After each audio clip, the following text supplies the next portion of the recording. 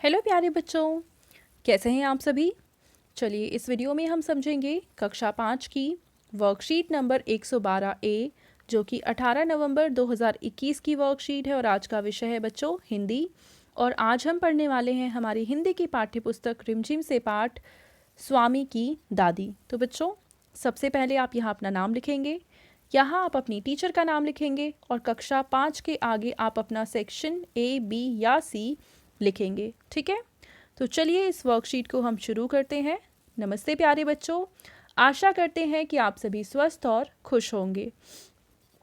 प्यारे बच्चों, आप सभी ने पाठ स्वामी की दादी पढ़ा, जिसमें स्वामी अपनी दादी को अपने दोस्त राजम की कहानी सुनाता है। आइए पाठ में आई इन पंक्तियों को बोलकर पढ़ते हैं। तो इन पंक्तियों को पहले हम पढ़ लेते हैं। दादी, जब राजम छोटा सा लड़का था तो उसने शेर मारा था। सच? दादी, बड़ा बहादुर लड़का है। तुम यह बात मुझे खुश करने के लिए कह रही हो? तुम्हें यकीन नहीं होगा। स्वामीनाथन ने बड़े उत्साह से कहानी शुरू की।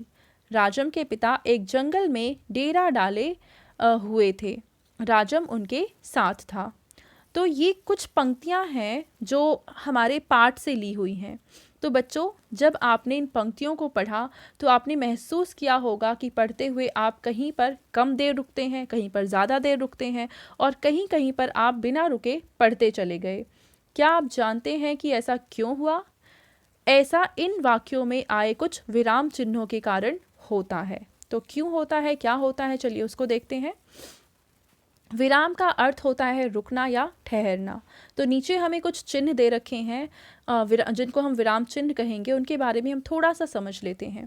पहला है पूर्ण विराम चिन्ह। पूर्ण विराम का मतलब होता है जब कोई वाक्य पूरा हो जाता है तो उसके अंत में हम ये निशान लगाते हैं, इसको कहते हैं पूर्ण विराम।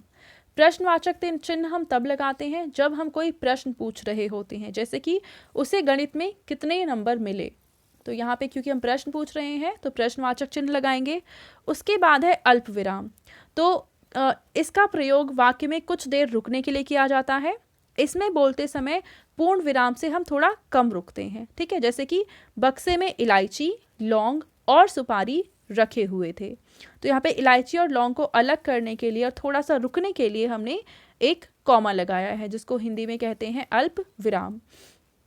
और अगला है विस्मयादि बोधक चिन्ह। इसका मतलब होता है जब हम दुखी होते हैं, हैरान होते हैं या फिर हम खुश होते हैं, तो ऐसी भावनाओं को व्यक्त करने के लिए हम विस्मयादि बोधक चिन्ह का प्रयोग करते हैं, जैसे कि ओ दादी, तुम नहीं जानती राजम कितनी ऊंची चीज़ है। तो यहाँ पे देखो, यहाँ पे यूज़ हुआ है विस्मयादि बोधक चिन्ह। ठीक है, अब हमें कह रखा है कि स्वामीनाथन को समझ नहीं आ रहा कि नीचे लिखे वाक्यों में वह कहाँ पर कौन सा विराम चिन्ह लगाए। क्या आप सही जगह पर उपयुक्त विराम चिन्ह लगाने में उसकी मदद करेंगे? विराम चिन्ह लगाने के बाद इन पंक्तियों को उचित हाव भाव के साथ बोलकर पढ़िए। तो चलिए, जहाँ जहाँ पे ब्लैंक्स दे रखे हैं यहाँ पे हमें कुछ चिन्हों का प्रयोग करना है। वो ऊपर जो हमने 4 चिन्ह पढ़े हैं उन्हीं में से चिन्ह आएंगे। ठीक है, तो चलिए यहाँ पे हम चिन्ह का प्रयोग कर लेते हैं। सबसे पहले जो वाक्य है वो है, बस काफ़ी है दादी, उसने रूखे स्वर में कहा। उसके बाद कॉमा लगाएंगे, मैं तुम्हें राजम के बारे में कुछ बताना चाहता हूँ।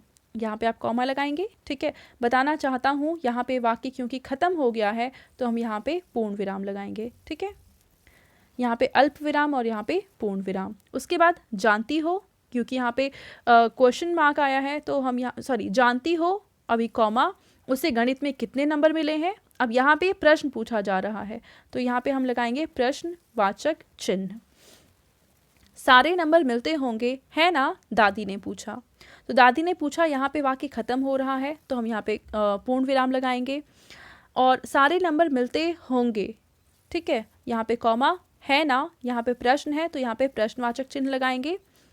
फिर यहाँ पे आगे आता है अरे नहीं, यहाँ पे ये वाला विस्मयादि बोधक चिन्ह लगाएंगे। उसे 100 में से 90 मिलते हैं तो यहाँ पे पूर्ण विराम लगा देंगे। ठीक है, तो इस तरीके से हम इसको एक बार फिर से पढ़ लेते हैं। और पढ़ेंगे कैसे? बस काफ़ी है दादी, उसने रूखे स्वर में कहा, मैं तुम्हें राजम के बारे में कुछ बताना चाहता हूँ। जानती हो उसे गणित में कितने नंबर मिलते हैं? सारे नंबर मिलते होंगे, है ना? दादी ने पूछा। अरे नहीं, उसे 100 में से 90 मिलते हैं।